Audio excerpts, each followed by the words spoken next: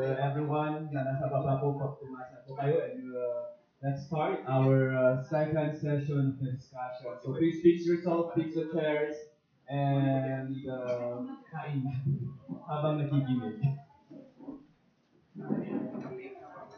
Yung kape, pinapainit pa, susunod po yung coffee.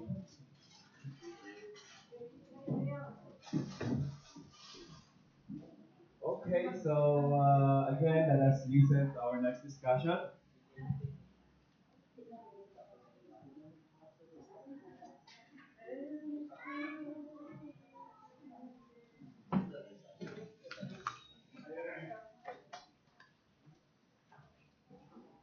Okay po, so tayo po ay nagpapatuloy. Take copy ako, Brad.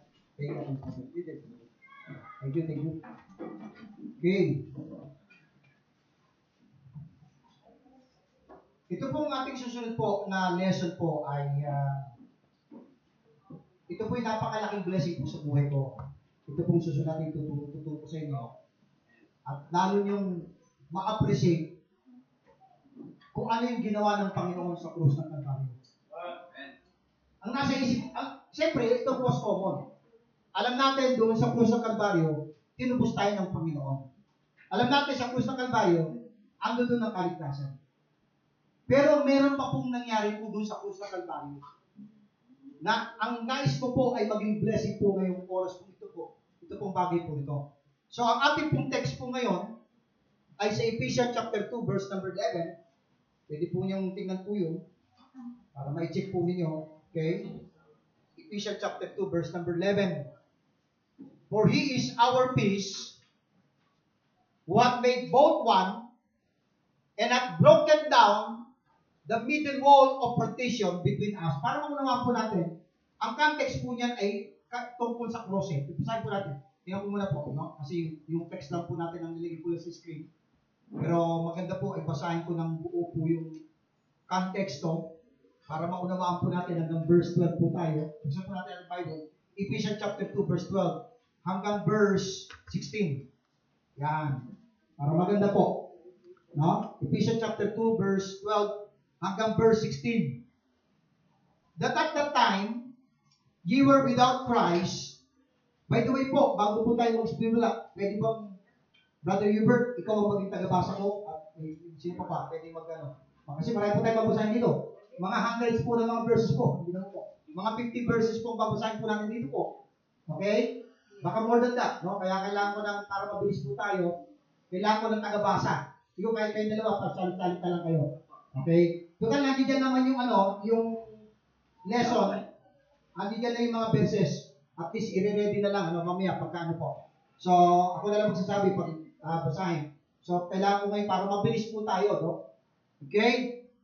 Sabi sa Ephesians chapter 2, verse 12 to 16, that at that time we were without Christ, being aliens from the commonwealth of Israel, and strangers from the covenants of promise, having no hope, and without God in the world. But now in Christ Jesus, ye who sometimes were far off, are made nigh by the blood of Christ, for He is our peace, okay, who hath made both one, and hath broken down the middle wall of partition between us. Napakalaga po yun. Kailan naganap yun? Having abolished in His flesh the enmity, okay, even the law of commandments contained in ordinances, for to make in Himself of twain one human, so making peace. Verse 16. And that He might reconcile both unto God in one body by the cross, having slain the enmity thereby. So yung context po, nung pagkasira po ng middle wall of partition, ay nangyari po nung panahon ng cross. So manalangin po tayo. Dakilang Diyos na makapangyarihan po sa lahat, maraming pong salamat po muli sa pribileyo na muli po kami po ay mag-aaral ng inyong mga salita. At sa oras na ito, muli po, Panginoon, kami ikausapin niyo sa magitan ng inyong mga salita, mga talata na mabubuksan. Sana po ito po ay mag-encourage po sa bawat isa po sa amin. Kung gaano kayo kadakila, kung gaano po katindi yung biyaya na sinasabi ng Biblia, Panginoon. Maraming pong salamat, Panginoon, Pinupuri po namin kayo, dinadakila sa oras na ito, sa tanging pangalan po ni Kristo Jesus. Amen at amen. Ngayon po, lalo niyo pong ma-appreciate po yung sinasabing grace of God. Dito po sa lesson ko. Okay. Para bang, ngayon parang gasgas na sa tayong grace eh. Yung biyaya ng Diyos. For by grace are you saved through faith. Pero ngayon po, pagkatapos po ng lesson po ito, I hope at ang desire ko, ang encourage, ang akin pong desire ay ma-encourage kayo, gaano katindi yung ginawa ng Panginoon sa krus ng Kalbaryo. At anong grace ito, na kung hindi lamang sa grace ng Panginoon, wala po tayo dito ngayong oras na ito. Amen? Hindi po natin ini-enjoy yung kaligtasan na ibinigay ng Panginoon sa atin. Thank God for His grace. Amen and amen. So, sabi na, ulitin ko po yung verse po. Now, sabi po ng verse, for He is our peace, who hath made both one, and hath broken down, I want you to note the word, broken down, the middle wall of partition between us. Doon sa cross, hindi lamang po tinubos tayo ni Kristo sa kasalanan, hindi lamang po niligtas tayo ng Panginoon sa lugar ng impyerno, kundi sa cross, meron pong binasag, meron pong nawasak na pader. Ang liwanag o, tignan mo yun. For He is our peace, talking to the Lord Jesus Christ, who hath made both one, and hath broken down, ang liwanag po ng verse, ha? And hath broken down the middle wall of partition between us. So, doon sa cross, meron pong wall na nakatayo, at doon sa cross ng ating Panginoon, winasak yun. Ngayon, itong tanong. So, kung nangyari pala sa cross, meron palang binasag ng Panginoon na wall, okay, yung kamatay ng ating Panginoon, ibig sabihin, bago namatay si Kristo, nakatayo dito. Nakuha niyo yung logic? Tama? Kung merong binasag, merong nawasak na wall, doon sa cross, so ibig sabihin, prior to the cross, bago doon sa cross, nakatayo ito. At yun yung aaralin natin dito sa ating lesson ngayon. Amen? So, dito po tayo po. Ang Bible po ay maitidivide mo sa tatlong panahon. Okay? Dito po ay maitidivide natin. Ang unang-unang panahon ay tinatawag po in time past. Tingnan po ninyo sa Ephesians chapter 2. Verse 11. Meron pong tinatawag ang Bible na in time past. Okay? Sabi sa verse 11, wherefore remember that ye in time past. Okay? So sa Bible, meron pong tinatawag na in time past. Yan po yung unang division po ng Bible. In time past. Ibig sabihin, may mga nangyari na nakaraan na nangyari na in time past. Tama? Pangalawang, ilang po ay makikita natin sa Ephesians chapter 2, verse 11 and 12. Pangalawang division po ng Bible ay yung tinatawag na but now. Tingnan po ninyo sa verse 13. But now, in time past, sa verse 11, tayo po ay, verse 11 and 12, that at that time, in time past, ito po kalagay natin, mga Gentiles.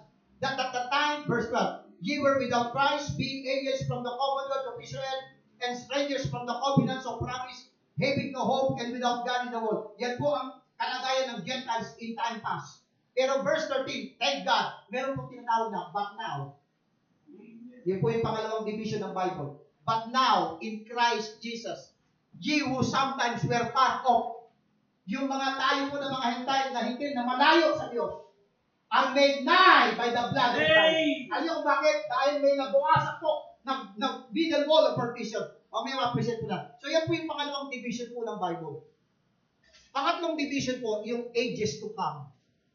Chapter 2, verse number 7. Chapter 2, verse number 7. That in the ages to come, He might shew the exceeding riches of His grace in His kindness to us through Jesus Christ. So, ang simple lang ng Bible eh. Ang buong Biblia mo, may divide mo lang sa tatlong division. In time past, okay? Yan po yung tatlong division. Ibig sabihin, in time past, parang past, present, future. Okay? Ako lang tayo nag-aaral ng subject sa English. Okay? Past, present, future. Question ko sa inyo, nasa ka dyan? Yan. Pag hindi mo alam kung nasaan ka dyan, delikado ka. Okay, ma'am, meron po ba kayo? Meron po doon. Pwede po mo. Okay? Yan.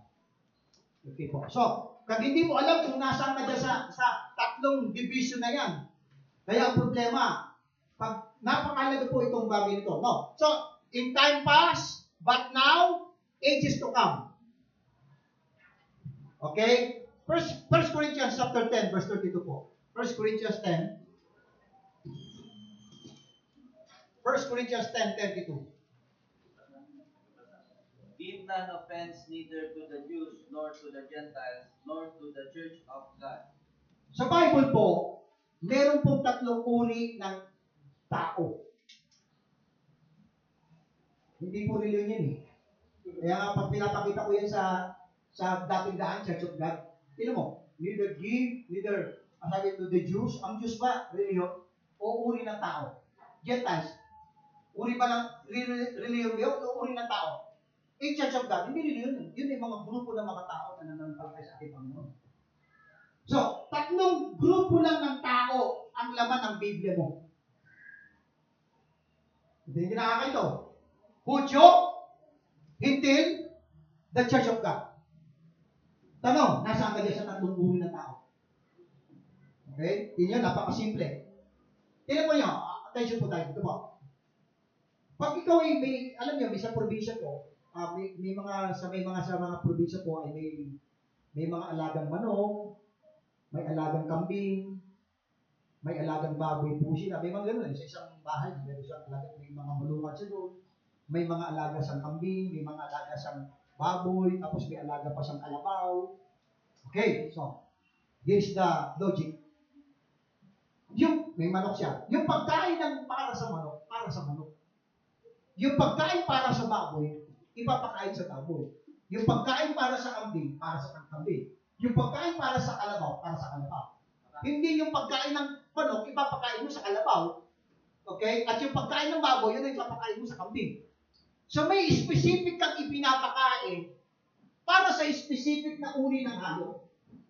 Tama po ba? Bakit sa Biblia hindi po na-i-apply ng mga karamihan mga pastor yun? May tatlong uri ng grupo ng tao sa Biblia.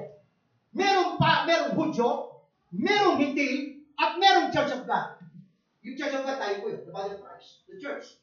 So, merong pagkain, merong mensahe ang Panginoon para sa Hudyo. At yung pagkain na yun, yung mensahe ng Panginoon para sa Hudyo, hindi para sa atin yun. Ang problema na ngayon kung bakit nagkakaroon ng confusion po ng pag-aaral ng Biblia, yung para sa Hudyo na sinabi ng Panginoon, ina-apply para sa Church of God. Yung para sa Hintil, hindi para sa Hudyo yun. Nakita niyo yung point ko? Pero ang nangyayari niyan yung para sa Hudyo, ina-apply siya para sa Church of God. Yung Church of God, ina-apply pa. Hindi po. Kailangan ma-identify mo. Kaya nga, every time na binabasa mo ang Biblia, ito po. Sino ang nagsasalita? Sino ang kausap? Para kanino yung sinabi? Lagi lang. Every time na nagbabasa ka, lagi kang mayroon nakalagay na tanong. Sino ang nagsasalita? Sino ang kinausap? Para kanino yung sinabi? Ang laki ng itutulong sa iyo pag nagbabasa kayo ng Biblia. Malaking blessing kayo ng understanding mo sa banal na kasulatan. Okay? Sino ang nagsasalita? Yung binabasa mo yan, kanina sino nagsasalita? Alam mo yung context. Sino yung kausap? Ay, Hudyo pala. Para kanino yung sinabi? Ay, para sa Hudyo pala. Ay, hindi para sa amin ito.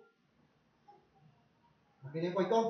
Hindi pala para sa amin ito. So, may tatlong uri ng tao. Jews, Gentiles, and the Church of God.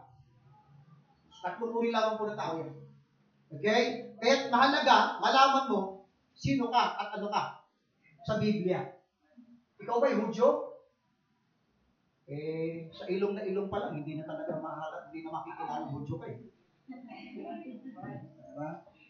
Diba?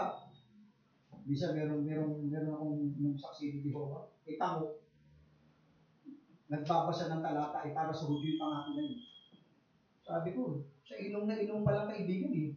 Na paghahalata, ang labo ka maging Hudyo. Tapos kiniklaim mo yung promise ng Panginoon para sa Hudyo at inaangkin mo para sa iyo. Amen? inaangkin mo para sa'yo. So, nakakalungkot po bang minamahal? So, Jews, hindi kasi nailawan, no? Jews, Gentiles, and the Church of God. Napakalaga po yan. Now, katulad ng sinabi ko kanina sa Ephesians chapter 2, verse 16, merong middle wall. So, aralin natin dito sa lesson natin po, kung merong middle wall na nawasak po sa panahon ng cross, kailan ito naitayo? Kasi nakatayo ito prior to the cross eh. Tama? Hindi naman tayo nagkakamali ng ating pagkaunawa kasi winasak yung wall eh. Nawasak yung wall. So, ibig sabihin, may wall prior to the cross. Nawasak lang nga lang nung panahon ng cross. So, aralin natin dito sa Biblia, kung may wall na nakatayo, anong purpose nitong wall na ito? Yan ang aralin natin. Ano yung purpose? Bakit may wall? Middle wall? At kailan ito nagsimula itong middle wall? Okay. Napakalaga po si Abraham. Let's turn to Genesis chapter 12. Napakalaga po ang katauhan po ni Abraham. Genesis chapter 12. Okay? Brad, ako na muna babasa. Pagka nasabihin ko na lang pagka kayo nang babasa. Okay? Dito, this time ako muna babasa. Genesis chapter 12.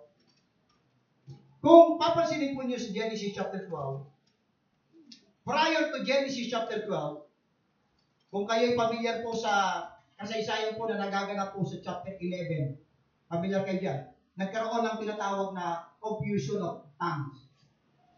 Kung saan nagtayo sila ng Tower of Babel. Tama? Sa chapter 11. Which, bakit kinompound ng Diyos ang kanilang lingwahe para hindi sila magkaintindihan. At dahil doon, hindi nila natuloy na tayo yung tower. Dahil ang purpose ng Panginoon sa mga hiling, makinig po kayo hindi, wala pa namang whole Diyos sa chapter 11. Lahat yan puro hiling. Isang uri lang ng tao. Gentile. At ang purpose ng Panginoon, mag-scatter sila.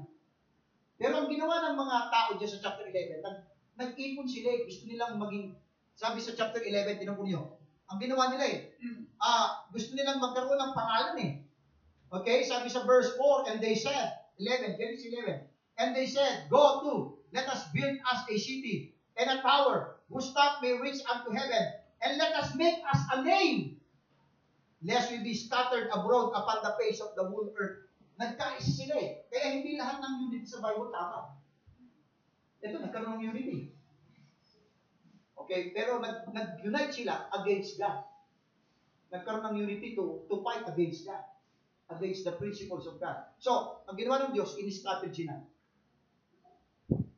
Mapapansin nyo agad, kung kayo po pinapansin nyo po yung history po ng, kasi po ang Diyos po may progreso eh. Kung baga sa parang pelikula, habang pinapanood mo yung pelikula, nagkakaroon ka ng clue, medyo nagkakaroon ka ng idea kung ano yung mga nangyayari sa susunod. Di ba may mga ganon? Di ba may mga ganon mga palabas? Parang nagkakaroon ka na ng clue, ano yung mga mangyayari. So pag binabasa po yung Biblia, parang yan eh, history po yun eh. Nag-focus ang Panginoon sa chapter 10 sa Gentiles. Pagkatapos chapter 11, gusto ng Panginoon sa chapter 10, nag-scatter sila, pero hindi, nagkais sila. So ginawa ng Diyos, nag-scatter sila. And then pagdating sa chapter 12, mapapansin niyo po yung boundary. All of a sudden, out of all people around the world, He picked up one man by the name of Abraham. And this time, meron siyang gagawin dito sa tao ito. And Abraham is one of the most important Bible character in the Bible na dapat nating pansinin sapagkat mahalaga po yung role po ni Abraham. Dito po sa ating pinag-aaral po sa middle world. So sabi ng Panginoon sa Genesis chapter 12, and the Lord said unto Abraham, get thee out of thy country. Umalis ka sa iyong bansa. Hindi lang sa bansa eh. Out of thy kindred, sa iyong lahi. Bakit kaya? Anong gagawin mo ng Panginoon? And from thy father's house. Bakit? Unto a land that I will show thee. So, among all people around the world, ang Diyos, magkakaroon ka na ng idea na mayroon siyang gagawin isang bagay. Isang grupo ng mga tao, God will going to create something new. At ito po ay magkikreate siya ng isang bansa. Okay? At gagawa siya ng isang bansa at kailangan niyang pumili ng isang tao dahil dito maggagawa po siya ng isang bansa. Pinikat niya si Abraham. Umalis ka sa iyong bansa, umalis ka sa iyong lahi, at sumeparate ka because sabi niya sa verse 2, tingnan po niya verse 2 po. So sabi niya sa verse 2, I will make of thee a great nation. So ibig sabihin, from Abraham, gagawa pa ng isang bansa. At dakilang bansa. And I will bless thee, and make thy name great, and thou shalt be a blessing. So anong connection ni Abraham sa ating middle wall of partition? So, pasilin po natin. Balik po tayo sa Ephesians chapter 2. Yung ating text po ng middle wall. Balikan po natin yung Ephesians chapter 2. Sabi po sa Ephesians chapter 2, ayoko pong madali po dito po, mga minamahal, para makita po ninyo na hindi po tayo nagkakamali po ng parallelism kung saan natin ilalagay yung middle wall. Pansinin niyo po yung in time past po, sa taas po. In time past. Yan po. In time past, nakaguhit po yun. And then, but now, and then, ages to come. Pansinin po yung tatlong division po ng Bible. And then, in time past, ano po yung nangyari in time past? Get Ephesians chapter 2. Nandun eh. Ano bang meron nung in time past? Verse 11. Ephesians chapter 2, verse 11 and 12. Wherefore, remember, may mga bagay na dapat po natin kalimutan tayo po yung nasa. Pero pag sinabi ng Diyos na remember, huwag mong kalilimutan yun. Amen? God said, remember. Bakit po napakalagay po yun? Wherefore, remember that ye being in time past in the flesh, Gentiles in the flesh, were called uncircumcision. In time past, meron pong tinatawag na uncircumcision at saka circumcision. Yun po ang naging dahilan kung bakit po nagkaroon ng pagkakaiba ang Hintil at saka ang Jew. The word uncircumcision, yan po yung mga Hintil. Alam natin, di ba? The word circumcision, yan po yung mga Hudyo. Kaya natatandaan nyo, nung nakipaglaban na si David kay Goliath. Okay? Sabi ni David kay Goliath, you uncircumcised Philistine. Sa Tagalog, ikaw, ay tayo na, mas konti po tinagal natin. Okay. Huwag na natin tagulugin. Okay, so, kaya, pag hindi ka Hudyo, ang tawag sa hindi mga Hudyo, uncircumcised. Pag itype niyo po, kung kayo may Bible sa cellphone niyo po, okay? Type niyo po yung uncircumcision, at circumcision. Palagi consistent po, ang dami pong verses po yan. Yung circumcision tumutukoy sa Hudyo, yung uncircumcision tumutukoy po sa Hintil. Kaya sabi dyan sa Ephesians chapter 2, verse 11, wherefore, remember, ang dami po yung remember, that ye being in time past, nung panahon, lumang panahon, Gentiles in the flesh, tayo po ay Gentiles in the flesh, were called uncircumcision. Sino tumatawag sa ating sa uncircumcision? By that which is called the circumcision in the flesh, made by hand. So, mapapansin po natin, connected po itong middle wall sa circumcision at sa uncircumcision. Okay? Dahil andyan po sa verse 14 po yung middle wall. Connected po siya, yung context po niya. So, napakahalaga ngayon, aralin natin sa Biblia, dahil yan po ang nag-create po ng middle wall. Basahin natin yung verse 14. Tingnan po niya, verse 14. Tingnan po niya. For He is our peace, who hath made both one, and hath broken down the middle wall or partition, what? Between us. So may dalawang entity na magkahiwalay na hindi pwedeng magsama dahil may middle wall. Tama? Between us. Pero nung nawasak po yung middle wall, naging yung dalawang entity po ay naging one. Pero nung nandun pa yung middle wall o partition, merong partition, middle wall, at merong pong partition na middle wall between us. Ano po yun? Jews and Gentiles. At ang naging middle wall po, ito po tinatawag natin, circumcision. Kailan nag-start po yung circumcision na yan? Genesis chapter 17. Si Abraham po, napakalaga po yan. Okay, Genesis chapter 17 po. Okay? Yan po yung covenant, Abrahamic covenant. Ano po yung signs of God's covenant? Genesis chapter 17 po. Okay? Genesis chapter 17. Hindi po ako nagmamadali po dito po at nais ko pong mamaya po kayo. Alam kong excited kayo kasi sige mamaya. Genesis chapter 17. Okay? Genesis chapter 17 verse nung nagkipag-covenant ulit, nakipag-kitaw ng Panginoon verse 2. And I will make my covenant between me and thee. So may covenant ulit. Okay? And I will multiply thee exceedingly. And Abraham fell on his face, and God talked with him, saying, As for me, behold, my covenant is with thee, and thou shalt be a father of many nations. So, maggagawa ang Diyos ng isang bansa Okay? Manggagaling kay Abraham, at alam natin, yan yung nation Israel. Now, paano magiging valid itong covenant na to? Tinan po nyo sa verse 10. This is my covenant, which is shall keep between me and you, and thy seed after thee. Every man child among you shall be circumcised. And ye shall circumcise the flesh of your foreskin, and it shall be a token of the covenant between me and you. Okay? So, ang naging pong boundary po, okay po kayo. So, para magkaroon ng identity po, ang nation Israel, amongst the nation, sabi niya, magkaroon ng circumcision. The covenant of circumcision. Okay po kayo. At mula noon, okay, nagkaroon na separate ng nation Israel sa lahat ng mga hindi. So, dyan po na-erect po yung middle wall of partition. Now, ito ang tanong. Anong purpose? Bakit may middle wall of partition? Yan po yung aaralin po natin. Anong purpose? Bakit mayroong middle wall of partition? Yung sign of God's covenant and circumcision.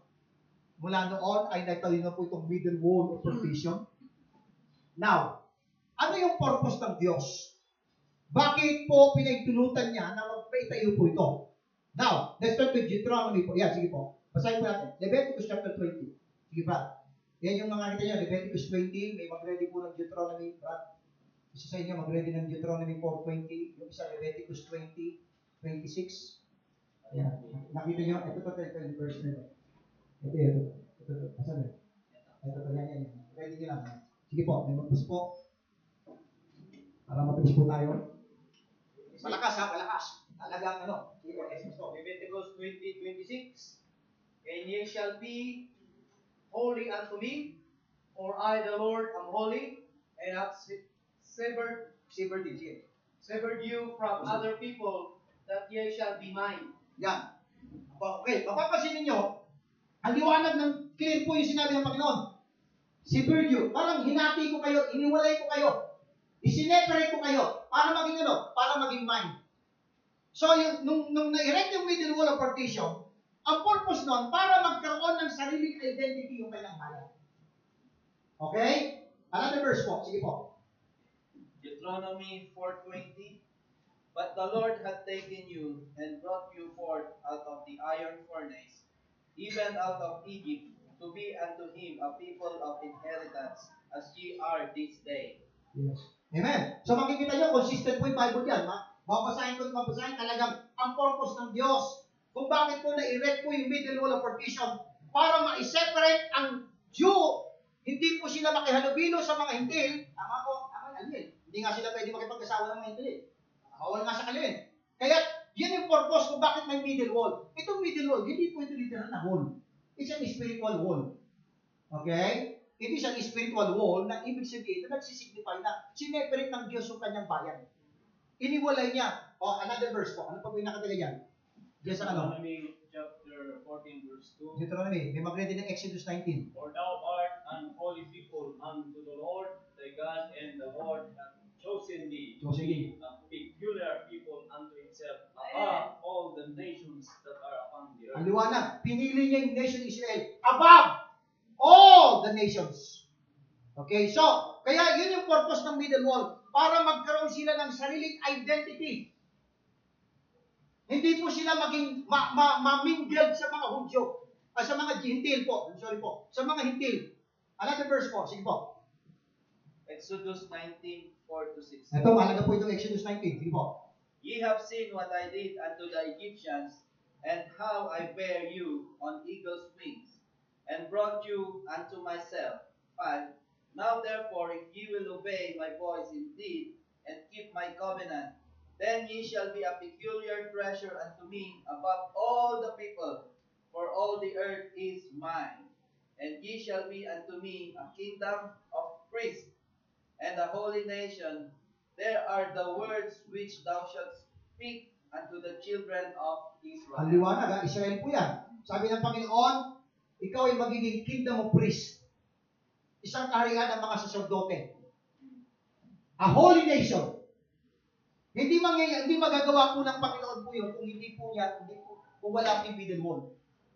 Yan po yung purpose kung bakit may middle wall. Ma-separate ang nation Israel amongst the nation at sila po ay maging peculiar treasure sa Panginoon. Sila po ay maging chosen people above all the nation. Sila po ay maging kingdom of priests. Another verse. Meron po sa verse. Hindi po brother. Deuteronomy 7 verse 6. Deuteronomy 7:6. Kung sitan pa Bible niya, tinan po The niyo. Lord did not set his love upon you, nor choose you, because ye were more a number. Verse 6. For thou art an holy people unto the Lord thy God. The Lord thy God hath chosen thee to be a peculiar, special people unto himself, above all people that are upon the face of the earth. So yan po yung Jew. Sila po ay, when they were chosen people, they were God's people, they were holy nation, they're supposed to be a holy nation, they're supposed to be a kingdom of priests. Sila po ay talagang sineprete ng Panginoon at ang nagiging turo po ng doctrine po ng Bible kung bakit po na-separate sila dahil may middle wall. Kaya po, mapapansin po ninyo, hindi po sila, ang mga Hudyo ay, mga Gentile po ay hindi po pwedeng makipag-mingle po sa Jew at yung Hudyo hindi po pwedeng makipag-mingle sa mga Gentiles. Bakit po? May middle wall. May spiritual wall na naka-erect po dyan. Now, yung Gentiles, makikinig po kayo, ito po. Doon sa baba, yung Jew sa taas po, sila po yung circumcision. Yung Gentiles, sila po yung uncircumcision. Now, ang tanong, ito po. Diyan sa middle wall na yan, so may wall. Ito yung hintil. Ito yung Jew. Nasaan ang Diyos? Yan. Alam niyo kung nasaan ang Diyos? Nandito sa side na to. Sa Jew. Pag uwi po ninyo, itay po ninyo yung the God of Israel sa Bible po ninyo. Mga 30 verses po. Baka hindi na. Ang lumitaw sa Bible. Na ang Diyos natin ay tinawag na the God of Israel. Basa po tayo ng mga talata. Hindi ba? Nakarinig po kayo, Brad? Yes. May pumili lang po. Kapin nyo. He's called the God of Israel. Never in time past. Makinig po tayo may never in time past. Tinawag ang Diyos na the God of the Gentiles. Sige, hanap tayo ng verse. Hanapan niyo ako ng verse. Pero yung the God of Israel, ang dami. I-type niyo po sa cellphone po ninyo yun. The God of Israel, ang dami po. Okay? Kung kayo may cellphone po na samahin sa laptop, i-type po ninyo yun. Okay, sige po, Brad. Pakibasa ng example. Judges yun eh. Exodus 5:4, yung may mga God of Israel. Bisa ninyo. Ito, Brad. Ito. Yung nasa lalim po ng God of Israel. Okay? Yung God of Israel. So, nagyo po. Yung mga reference po. Nasa na po na yung dalawang talata. He is called the God of Israel. Kasi pa rin. Okay, sige po. Sige, tayo po natin.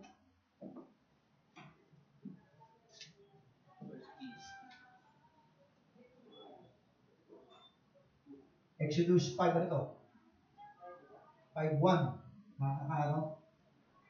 Okay, tayo natin po yung dalawang kapatid natin. Yan. Medyo talagang mapapagod natin yung dalawang ito. Yan. Judges, may binigay mo. Sige, dahil dalawang talata lang, hindi na. 1 Kings 8:23. Okay, sige. And he said, Lord God of Israel, there is no God like thee in heaven above, or on the earth beneath, who keepest covenant and mercy with thy servants that walk before thee with all their heart. Ano pa yung verse na? Genesis 5 verse 3. Verse 3. Hear, O ye kings, give ear, O ye princes, even I will sing unto the Lord, I will sing praise to the Lord God of Israel. I-type po ninyo, yung challenge ko sa inyo. Type nyo sa Bible, God of the Gentiles. Wala ko makikita. Pero God of Israel, ang dami. Ang dami po, talata. So, ibig sabihin, tinignan ko yan, dito ko niya sa inyong natin. So, dyan sa middle wall of partition, ang Diyos, wala dito sa side ng Gentile. Nandito sa side ng Jew. Okay? Mahalaga po yun. Napakahalaga po yung mga minamahal. Okay? Now, let's come to, okay, tinignan ko po, no? Ephesians chapter 2. Ephesians chapter 2. Right, Ephesians chapter 2, verse 11, 12. Isa-isa lang. Isa-isang words na po, ha? So, ngayon itong tanong eh. Tayong mga Gentiles, okay? Okay, yung mga Hudyo po tayo, yung mga Hudyo, anong meron? Okay, medyo na ano ko eh. Okay. Diyan po, nakita po natin sa ating PowerPoint na merong middle wall, yung Jew, nandoon po sa kanilang Diyos, sa kabilang side, Gentiles. Now, aralin po natin, anong meron sa Hudyo nung naka-erect itong middle wall? Anong privileges? Anong blessing meron sa Hudyo nung naka-erect itong middle wall? Romans chapter 9, verse 4. Pakibasa po. Isa-isa lang, isa-isang bawat salita lang. Romans chapter 9, verse 4. May nag-ready na ng Romans 3, 1 and 2. Romans 9:4. Isa-isa, sige. Who are Israelites? Israel, ang liwanag nga, Israel ang pinag-usapan. Sige. To whom pertaineth the adoption, Adoption, and the glory, and the glory, and the covenant, and the covenants, and the giving of the law, and the giving of the law, and the service of God, and the service of God, and the promises. and the promises. Hindi po kayo. Yan po ang meron sa Hudyo. In time past. Wala pa po tayo sa Batnaw, nasa in time past tayo. Okay?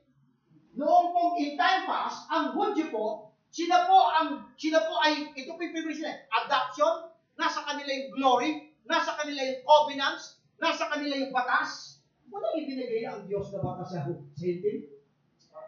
Yung Ten Commandments, binigay niya kay Moses. Nation Israel. Yung giving of the law, binigay niya sa Israel. Yung service of God, yung paglilingkod sa Diyos, ibinigay niya sa Hudyo. Wala kang makikita sa Old Testament na ang Gentile ay may karapatang mag-alay sa templo. Wala po. So yung paglilingkod sa Diyos, ito po yung ibinigay ng Diyos na privilege po sa Nation Israel. Okay? Sa kanila lang ibinigay yung paglilingkod. So ang Gentile, wala sila. Okay, mamaya makikita natin. So ano po, Romans chapter 3, ano pa yung privileges na meron ng Hudyo nung naka-erect itong middle wall? Romans chapter 3 verses 1 to 2. Okay? What advantage then hath the Jew? Anong advantage nila? Or what profit is there of circumcision? Ano yung profit? Ano meron? Much every way chiefly, because that unto them were committed the oracles of The God. oracles of God. Yung oracles of God, yung written word of God, yung Old Testament. It was committed unto the Jews. Okay? Hindi po ilimit ng Diyos ang Old Testament sa mga hindi. Never. So yan po yung privileges nung naka-erect po yung middle wall. Yan po yung ini-enjoy ng mga Hudyo. In time past. Nung naka-erect po yung middle wall na yan. Ano pa po? John chapter 4 verse 22. Tingnan mo yan. Itong John 4:22 po, mga pastor po, kung na kayo mag-react, pero verse po babasahin natin. Nung binabasa ko to, every time ko na binabasa ko itong John 4:22, hindi ko naintindihan. Pero nung na-aral ko to, ngayon ko nakunawa kung bakit ko ano John 4:22. Kaya po yun. John chapter 4 verse 22. Buksan po niyo lang ang Bible po niyo, John 4:22. Sige po. Ye worship, ye know not what. Ye know what we worship, for salvation is of the Jews. Ang liwanag po ng sabi ng Bible, ha? Hindi po ako may sabi. Ang kaligtasan ay sa mga Hudyo. Ang liwanag po ng verse. Nung po hindi ko pa po naaaral ito, parang hindi ko maunawaan. Ano sabihin ito ng Bible na ito? Salvation is of the Jews. Mamaya ma-appreciate ninyo ang ginawa ng Panginoon sa ating mga hintil. Pakita nyo. So, pati kaligtasan sa kanila. So ngayon itong problema, yung hintil. Anong meron sa hintil nung naka-erect po yung middle wall? Nakita natin, yung Israel, adoption, glory, covenants, law, service of God, promises, oracles, salvation. Now, ano naman yung tayo mga hintil? Kung nabubuhay kayo time pass, anong meron sa hintil? Ephesians chapter 2, verse 11 and 12. Pakibasa po. Ephesians chapter 2, verse 11 and 12. Sige po. Ephesians chapter 2, verses 11 and 12. Wherefore, remember that ye, being in time past, Gentiles in the flesh, Okay? who are called uncircumcision by what which is called the circumcision in the flesh made by hands. Verse 11. Verse That 12. all that time you were without Christ, Kasi lang, without Christ, ang Gentile in time past, without Christ, ano pa? being aliens, Aliens from the commonwealth of Israel, ano pa po? and strangers from the covenant of Strangers from the covenants of promise, having no hope, having no hope, and without God in the world. and without God in the world. Sa waray. Waray God. Yan po ang Gentiles in time past. Tama ka, sister. Wala ka talaga. Without Christ, aliens from the commonwealth of Israel, strangers from the covenants of promise, no hope, and without God.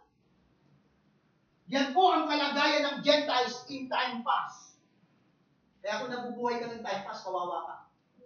Kawawa tayo mga itim.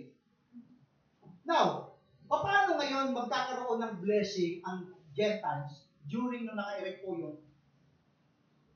yung middle wall? Paano? Ito po, may verses po tayo. Okay? Tingnan po natin sa Esther chapter 8 verse 17. Sige, Brad. Yan. Ready kayo? Yan, ilalim ng Gentiles. Yan. Yung Esther, yung ilalim ng Gentiles. Okay? Esther 8:17, Exodus 12:48. Meron po tayong verse. Anong gagawin ng Gentiles? Dahil wala silang pag-asa. Dahil ang Diyos, tingnan po yun, dahil ang Diyos nando doon sa Jew, wala sa kanila. Without God yan. Ang liwanag ng Bible eh. Okay?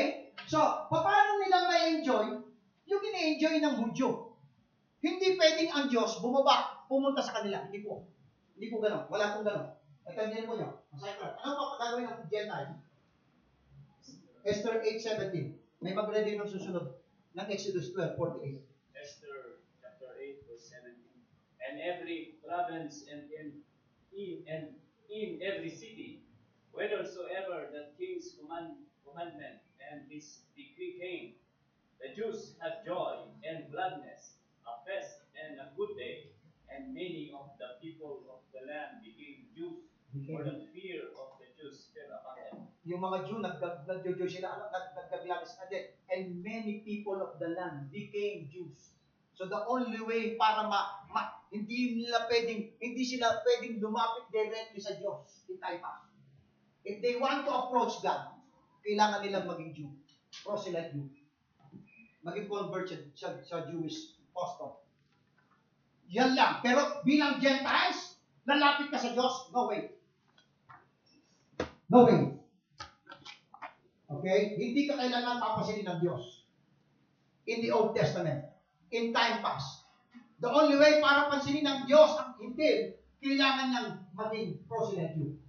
Sabi yan. Okay, another thing. Exodus 12:48. Exodus 12:48.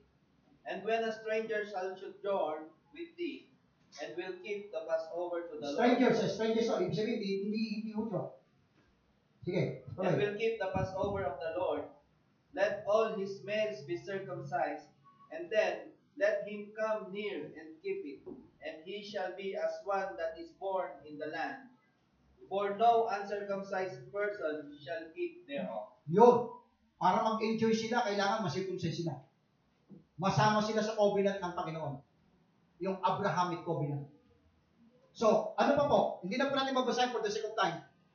Kailangan ang Hudyo po ay gumawa ang hintil po, gumawa ng kabutihan sa Hudyo.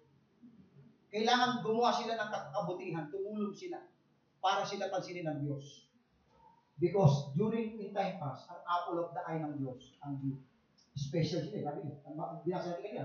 Special. Shepherd you. A peculiar treasure. Sabi ng Bible, you are a peculiar treasure unto me. Okay? Above all nations. So the only way, kung ikaw ay nabubuhay ng panahon in time past, ikaw na hitil, The only way para ma-enjoy mo yung privilege na yun, maging Jew ka. Magpa-circumcise ka. Gumawa ng kabutihan sa Jew. That's the way. Okay? Now, sa Bible po, si Jesus Christ po, during Christ's earthly ministry, di ba po siya napapako ha? Tama po ha? Ibig sabihin, naka-erect pa rin yung middle wall. Mahalaga po yun. Kasi nasira yung middle wall nung sa cross eh. So, ibig sabihin, nung panahon ni Kristo, naka-erect po yung middle wall. May dalawang pagkakataon sa Biblia na mayroong dalawang klaseng tao, dalawang itim ang lumapit sa Panginoon. Tingnan natin sa Bible, ano ang naging reaction ni Kristo. Paano niya in-accept itong itim na to? Dahil naka-erect pa. Kaya, tanda mo rin yan ito, mga pastor. We're talking about Matthew, Mark, Luke, and John. Okay? Before the cross, during Christ's earthly ministry, I want to emphasize na naka-erect pa yung middle wall of partition. Okay? Ang hintil ay wala pong privilege kailanman. The only way para sila ay magkaroon ng blessing sa Diyos, kailangan nilang pumunta sa Hudyo. Pero ikaw na hintil, palalapitin mo ang Diyos sa side mo. Never. Now, during Christ's earthly ministry, binasa ko po yung Matthew, Mark, Luke, and John, yung boom na yan.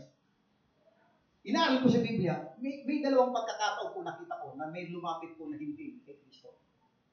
So, ang ministry po ni Kristo, by the way, is Jesus Christ a minister to the Gentiles? No. Let's turn to Romans chapter 15, verse 8. Basahin po natin. Romans 15:8. Pakibasa nga po. Anong sabi po ng Biblia? Romans chapter 15. Ito, during Christ's earthly ministry po Okay. Now Okay. I say that Jesus Christ was a minister of the circumcision for the truth of God. Ulitin mo ba? Para mag-sink in po. Sige. Dahan. Sige ba? Now I say that Jesus Jesus Christ Christ was a minister Was a minister. Past tense, no? Was. Okay. to the circumcision for the truth of God. So, he was a minister to the circumcision. When was that? During Christ's earthly ministry. To confirm the promise made unto the fathers. Ang liwanag po ng verse, Hindi po natin pinapagdagan, hindi natin pinabawasan. Hindi ko rin pinapaliwanag sa iyo. Binasa lang natin. At paniwalaan natin yun. Amen. Yun ang sabi ng verse Jesus Christ was a minister to the circumcision. Okay? So during Christ's earthly ministry, His ministry was not for the Gentiles. His ministry was for the Jews. Okay? Mahalaga po yung statement na yun. Now, may dalawang hintil po na lumapit po sa ating Panginoon during Christ's earthly ministry. Dalawang tao po. Isang lalaki, okay? Isang babae. Okay? Okay, na dalawang hintil po. Okay? Yung isang unahin muna natin yung sa lalaki po. Luke chapter 7. Luke chapter 7, may hintil po na lumapit po sa ating Panginoon, humingi ng tulong. Gentile po ito. Luke chapter 7, verse 1 to 10. Luke chapter 7, verses 1 to 10. Sige. Now when he had ended all his sayings in the audience of the people, he entered into Capernaum, and a certain centurion, Yan. servant who was Gentile po yan, was Okay. sick and ready to die. And when he heard of Jesus, he sent unto him the elders of the Jews. Ang mahalaga po dali. May lumapit, hindi po lumapit ito Hindi po siya direct lumapit po itong centurion ito kay Kristo. Kasi alam niya po hindi wala silang karapatan sa Panginoon. Ang ginamit niya, ang lumapit siya, saan siya lumapit? Gumamit siya ng mga Hudyo. Kasi basahin mo rin yung pastor. And when he had heard of Jesus, he sent unto him the elders of the Jews, So, gumamit po siya ng mga Hudyo. Okay, para anong sinabi niya? beseeching him that he would come and heal his servant. Okay, itong centurion na to, itong gentile na to, meron siyang servant, may sakit. So, nabalitaan niya si Kristo, nagbimirake. So, nag-request siya na pagalingin. Pero hindi siya pwedeng lumapit directly sa Panginoon. Kaya ginamit niya, he sent the elders of the Jews. At sila ang nagsabi ng message kay Kristo. Now, lumapit na ngayon itong mga elders of the Jews kay Kristo. Sige, tuloy. Verse 4, and And when they came to Jesus, they besought him instantly, saying that he was worthy for whom he should do this. Okay, sabi ng mga Hudyo, worthy siya, katulungan ng Panginoon. Bakit? Kahit hindi siya. Bakit sinabi ng mga Hudyo na worthy itong Gentile na to? Ito tayo lang. Watch. Sige. Verse 5, for he loved our nation. He loved our nation. Okay, sige pa. And he had built us a Synagogue.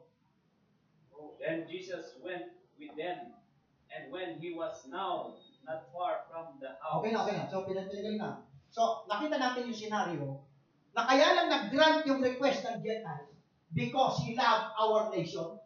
He built us a synagogue. Nakita nyo? The only way para ang Gentiles magkaroon ng blessing sa Diyos. Kailangan mong gumawa ng mabuti sa Hudyo at kailangan mong lumapit sa Hudyo. That's the only way nung naka-erect po yung middle wall. Yan po yung, pangalawang pagkakataon po ito pong babae, Gentile woman, Matthew chapter 25. Chapter 15 po. Matthew chapter 15. Ito po, diretso lumapit sa Panginoon Hindi po siya gumamit na kami. Siya mismo, diretso talaga lumapit sa ating Panginoon. Tingnan natin kung ano ang reaction ng ating Panginoon. Okay, nung lumapit itong babae ito na hindi sa ating Panginoon. Sige po, Matthew chapter 15. Matthew chapter 15, verse 24. Verse 24. But he answered... No. Itaas natin ng konti. Para mas maganda. Itaas mo ng konti.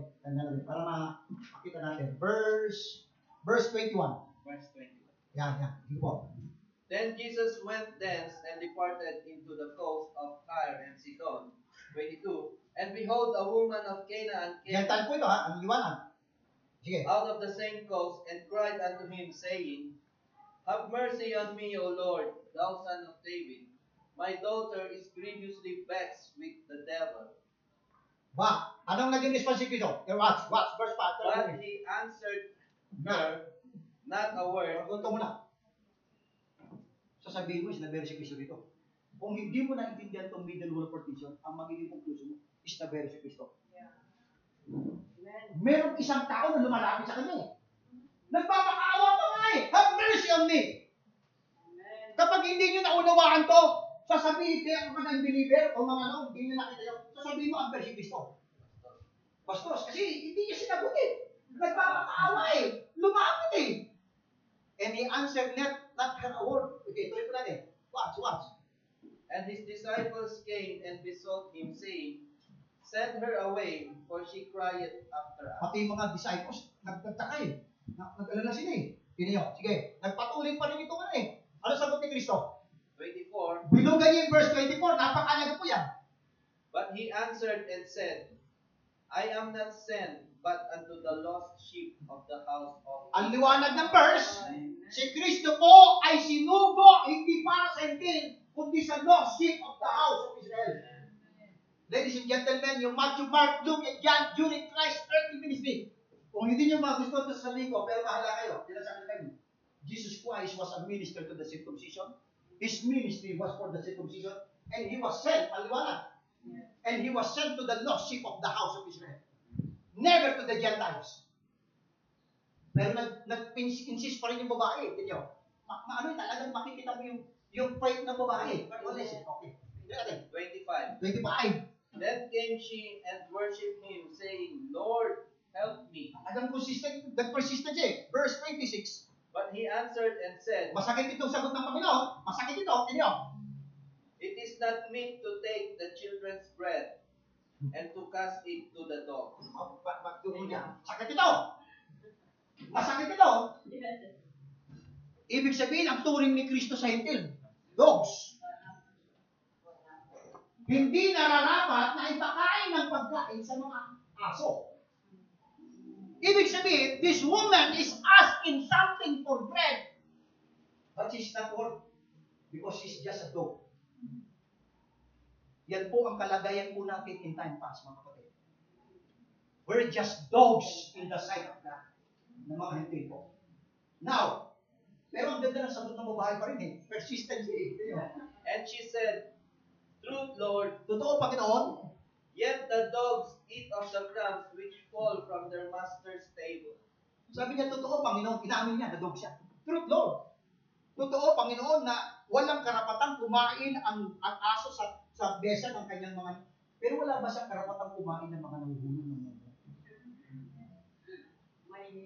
So, ibig sabihin, in time pass, mumulang ang pwede natin matikman. Mumulang ang pwede natin matikman. Okay? Now, how about the apostles? Matthew chapter 10. Matthew chapter 10. Matthew chapter 10, verse 5 to 6. Hindi po kasama sa Apostol Pablo rito. Mamaya po, magkakaroon tayo ng pagbabago po dyan. Kay Pablo. Matthew chapter 10. Sige po, verse 5 and 6.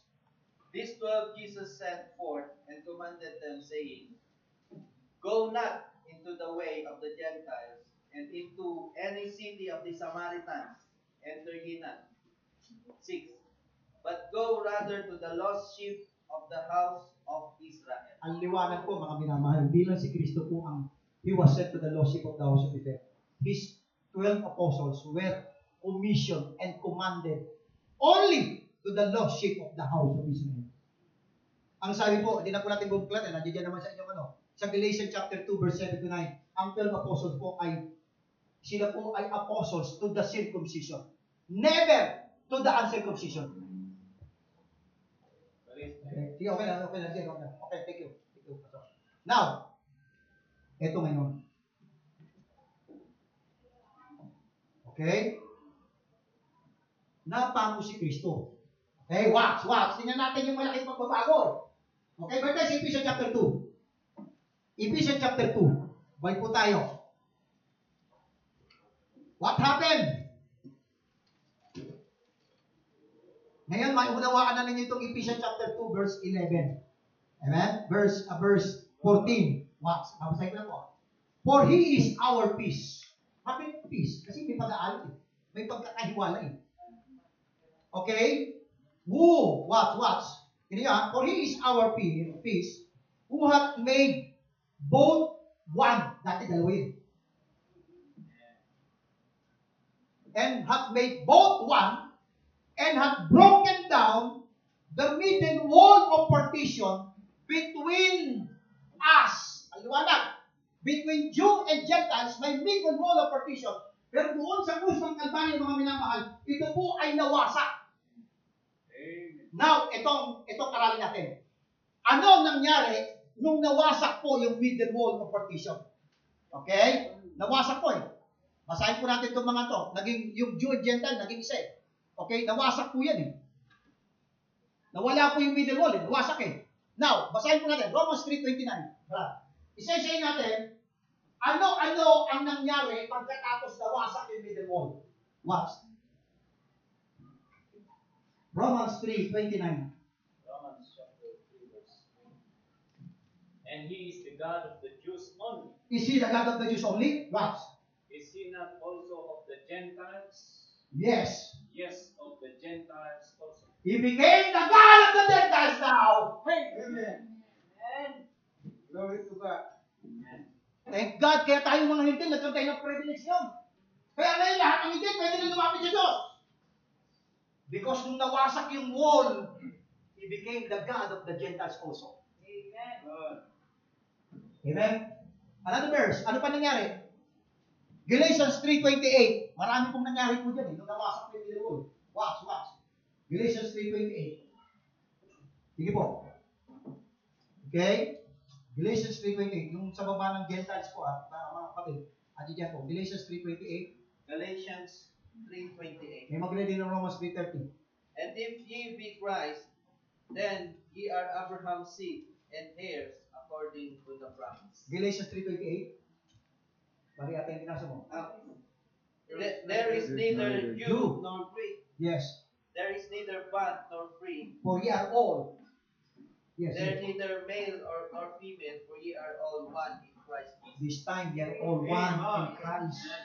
Dati, dalawang entity sila naman kayo. Wala eh. Pero ngayon, isa na lang. Wala ng Jews and Gentiles. Amen. Praise God for that. Romans 3:30 po. Romans chapter 3, verse 30.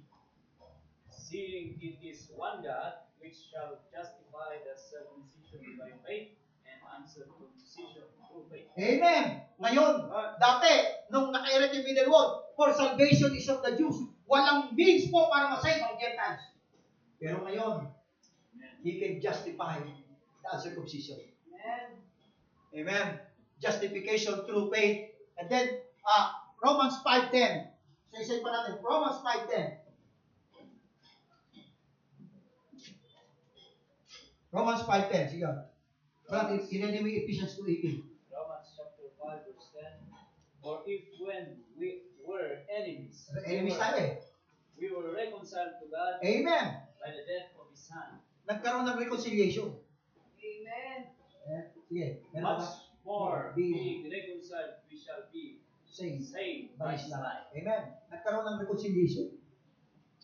Dati wala eh. Ang layo natin eh. Wala tayong karapatan eh. Sabi nga ng babae, sabi nga ni Bishop Dobbs eh. But now, na-reconcile tayo sa Panginoon. Another verse. Ephesians 2:18. Brad, pinili mo Ephesians 3:6 ha. Sige. For through Him, we both have access by one Spirit unto the Father. Amen. Anytime, anywhere, we have now access. Pero dati, nung naka-erect yung middle wall, wala. Wala silang access. Wala tayong access kung nabubuhay ka. Ano pa po? Ephesians 3:6. Ephesians chapter 3 verse 6. 6. That the Gentiles should be fellow heirs and of the same body and partakers of His promise in Christ by the gospel. Jews and Gentiles now in one body. Dati, wala. Alam nyo, nung nakita ko to, lalo kong na-appreciate yung pinag ng Diyos. Lalo nakita ko, kung gaano kadakila ang Diyos sa atin. Every time na nire-review ko to, hindi pwedeng di ako kaya. At lagi ko nasasabi, Lord, thank you. Kami ng mga Gentiles, tayo ng mga Gentiles na those, because of the cross, but now in Christ Jesus. Sabi sa verse 13, Ephesians chapter 13, and close. Because of the cross, but now in Christ Jesus, ye who sometimes were far off, tayo po'y napakalain natin eh, may middle wall eh, are made nigh by the blood of Christ. Amen. I always appreciate the cross. Hindi lamang po salvation ang ginawa ni Kristo sa cross. Binasag niya yung wall of partition between us. Let's pray. Lord, muli, maraming salamat po sa inyong kabutihan. Salamat po, Panginoon, sa biyaya na hindi kami karapat-dapat. Thank God for the blood of Christ. Thank God for the cross. Because of that, nawasak po yung middle wall of partition na nagkaharap po sa amin para makalapit sa inyo. Salamat po sa biyayang ito. Pinupuri po namin, pinapasalamatan sa pangalan ni Jesus. Amen. Pastor Pastor. Amen. Thank you, Evangelist Bobby. And, yan po yung unti-unti nang lumalakas yung tunay na dahil lang kung bakit natin ito. At kung bakit satisfied kami sa tatlo o dalawa. So, yung number natin ay satisfied tayo. Dahil yung nakarinig ngayon, nakaalam na ngayon, ay maaari nyo nang ipagsabi sa iba. Pwede na itong hindi naman sa ipagmayabang ito. Pwede natin sabihin. At ito yung dahilan kung bakit tinatawag tayo na hyper-dispensationalists. Yun ang bagong term sa internet ngayon, hyper-dispensationalists. Hyper daw. Pero wala tayong makikita sa Bible na hyper dyan. It is whether you believe it or not. Paniwalaan mo o hindi. Walang hyper dyan. Walang hyper dyan. At meron pang isang tawag sa, hindi ako, pero sila. Tinawag sila, dahil sa turong yan, tinawag sila na heretic. At kung yan pala ang dahilan ng pagsasabi nila sa kanila na heretic, eh pwede na rin ako maisama. Kung ganyan pala ang term ngayon ng nagtuturo ng tama at totoo ay heretic, gusto ko na rin sumama doon. Oh. Para lang sa katotohanan. Grasya ng Panginoon, hindi natin ginawa. Diyos lang naman. Paniwalaan lang natin. And thank you very much. And may pangalawa pa ba? So, may hapon. So, kasama kusina tayo. Mother, how is our kusina? Sila nagluto daw. Hindi nagluto. O, dito rin na. Paano yan? Hindi tayo magpapahinga. Hindi na nagluto.